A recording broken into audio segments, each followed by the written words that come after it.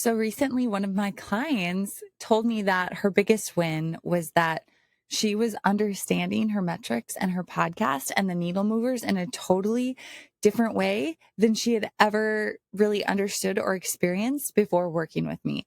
And that, my friend, is such a compliment. I couldn't have been more excited and honored that I get to, guide her through understanding her podcast metrics beyond downloads. So that led me to really wanting to dive into this episode today.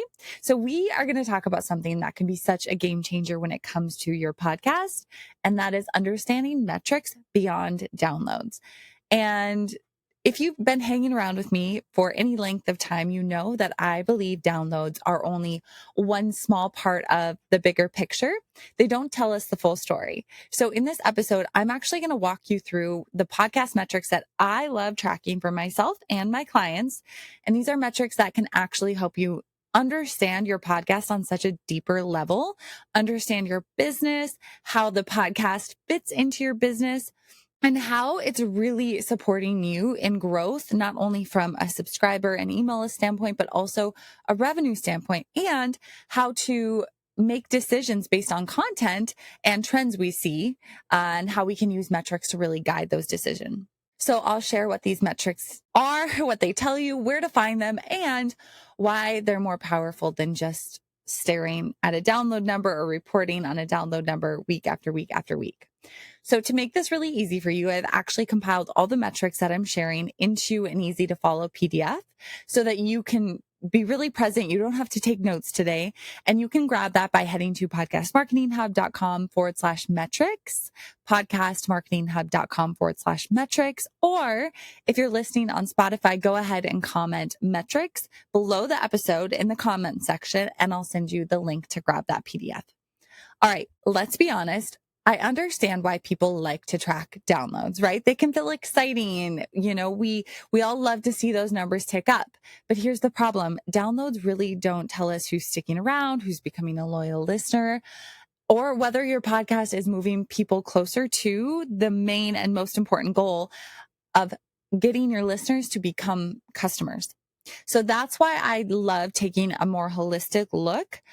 Because when you track the right numbers, you're not only podcasting just for the sake of content, you're building a system that supports your entire business. That's your email list, your offers, and ultimately your revenue, your baseline.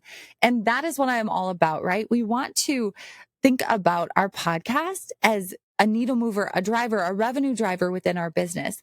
I've been toying around with this idea of creating, podcast first business or podcast first funnels.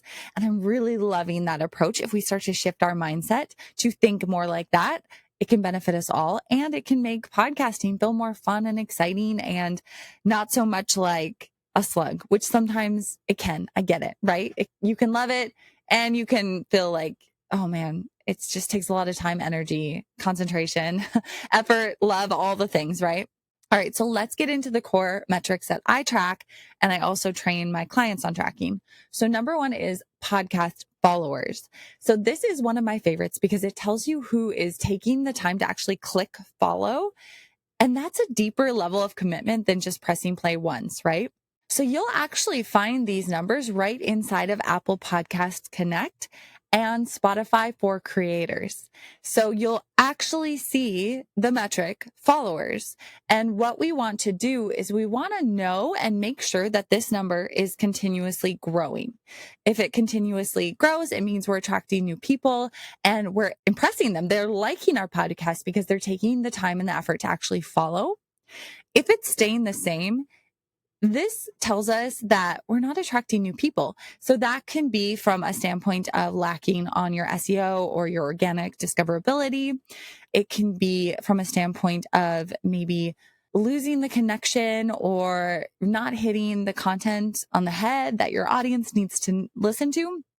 And then if you start to see it decline, this is a real problem because that's telling us that people are no longer interested. They're intentionally going to unfollow.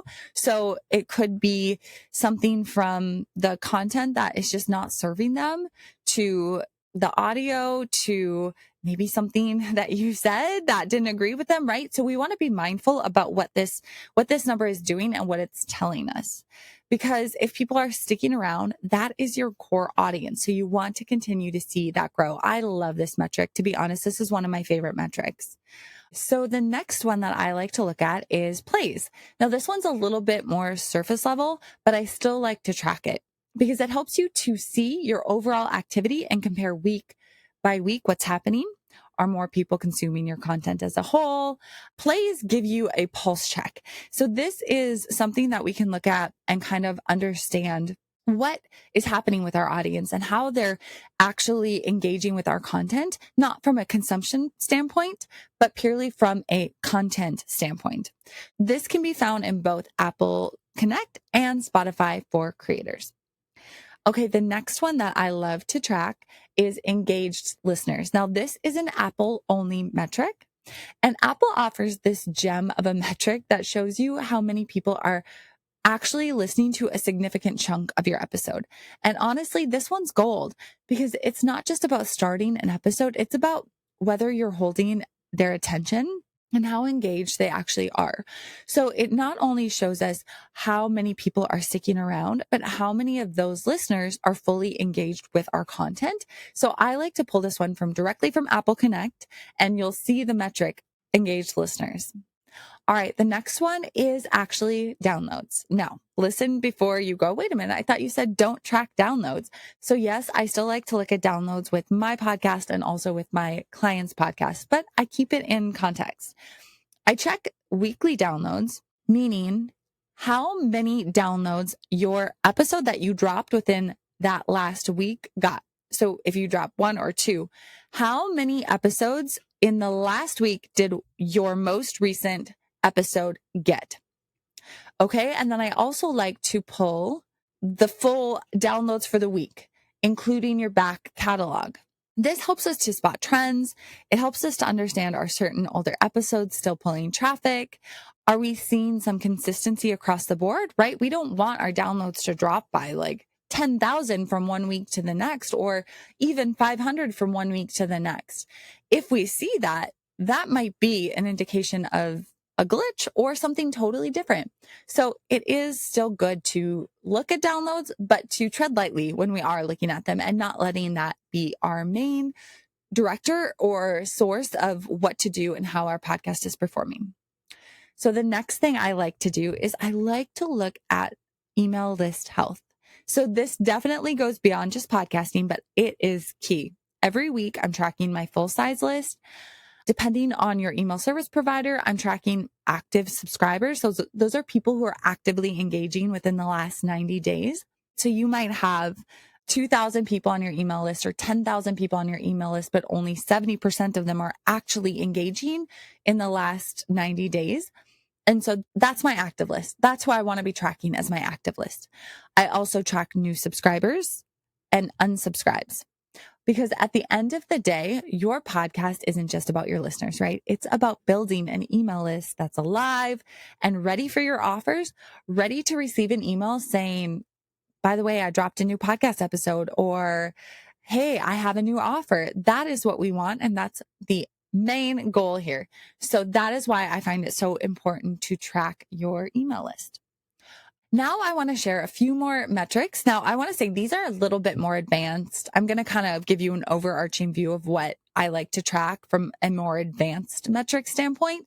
So if you feel like, okay, I like the metrics you've just shared, maybe you're newer to podcasting or business, these metrics might feel a little bit more unclear or a little bit more advanced for you, but that's okay because one day you can come back and start tracking them.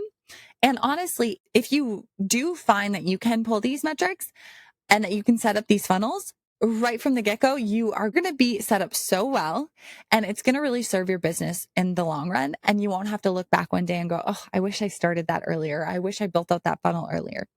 So once you've got those basics down, we can take things deeper. So I love creating podcast centric or podcast first funnels within a business. That might look like a quiz. It might look like a playlist bundle or another freebie that lives on the podcast as a dynamic ad or a baked in ad. So what I like to do is actually set up those funnels so that I can track how many subscribers come through that specific funnel and eventually how many, turn into paying customers or how much revenue it actually generates. So sometimes this isn't the perfect solution. Sometimes it depends on how this is set up to really understand and make sure that your funnel is showing you real numbers of how people are coming in and getting onto your email list and then eventually driving them to your offers and generating revenue. So it's not going to always be perfect. And over time, it'll become more clear how it is converting. You'll never capture 100% of the people who you discover through your podcast because somebody might hear your podcast, hear the freebie and forego it and just go directly to your website or go directly to Instagram and then sign up for your email list or whatever it might be. But this gives us a clear picture of how your podcast is actually fueling your business. It gives us at least kind of a high level look at it. So when it comes to trends and patterns, the real magic isn't collecting just numbers. It's looking for patterns. So for example, you can start to see how your how-to episodes might be consistently outperforming your guest interviews or your solo episodes versus your guests. Or maybe there are words in your titles that you consistently see perform well. And that's a clear indication your audience loves hearing that topic, or they like to see that word within your title, and you'll get a little boost in downloads. Or maybe you'll start to see that certain topics are leading to spikes in followers or people converting into email subscribers. It might show you that your email list engagement is dropping off after 3 months. Now, for instance, if you are a digital course creator and you do a launch, it's about the 90-day mark that you start to see people from your launch who are engaged with the content you were sharing start to fall off. So it can give us this information and it can help us make decisions on where we should be pouring our energy. For instance, if you see a bunch of people fall off at 90 days, you should probably consider doing a re-engagement campaign. And the beautiful thing is you can use the podcast as a big part of that. So we can also, when we track these things, we can also start to see if part of your funnel isn't converting, or maybe you have an email that doesn't have a great open rate within that funnel. So maybe you sub it out or you change up the headline or things like that. So this goes so far beyond tracking your podcast. It really helps us to understand how, when we use our podcast to get people onto our email list, we are then keeping them in our world and how they're engaging with us and our content. So the trends will tell you where to lean in and where to adjust and then what to stop wasting time on, which is so important as an entrepreneur. Whether you have a big team or a small team, doesn't matter. It is so important that we are taking intentional action based on data and metrics that we can actually see. So here's the big takeaway. Downloads are not the whole story. If you want your podcast to grow and be a growth engine for your business, start tracking followers, engaged listeners, downloads in context, and most importantly, your email list health. Then once you're ready, you can layer in those podcast-centric, podcast-first funnels to see how your show is directly driving subscribers and revenue. Now, remember, I have that PDF for you so that it's going to list all the metrics that I shared here today. And you can grab that at podcastmarketinghub.com/metrics. Or if you're listening on Spotify, go ahead and comment metrics below this episode and I'll send you the link. And I'll leave you with this. When you stop obsessing over the vanity metrics like downloads and start focusing on numbers that actually tie back to your business and goals, podcasting becomes so much more consistent and it becomes a strategy. And that's what we want. All right. Thank you so much for being here today. If this episode resonated with you, I'd love for you to share it with another podcaster. I would love for you to go ahead and click that follow button so that you never miss an episode, and go ahead and leave me a review and a rating. I love to read through them. If there's anything you want to hear, go ahead and tell me in those reviews and I will deliver. I'm so grateful for you being here. I know there's so many shows to choose from, so thank you for spending your time with me. Take care and I'll see you next week.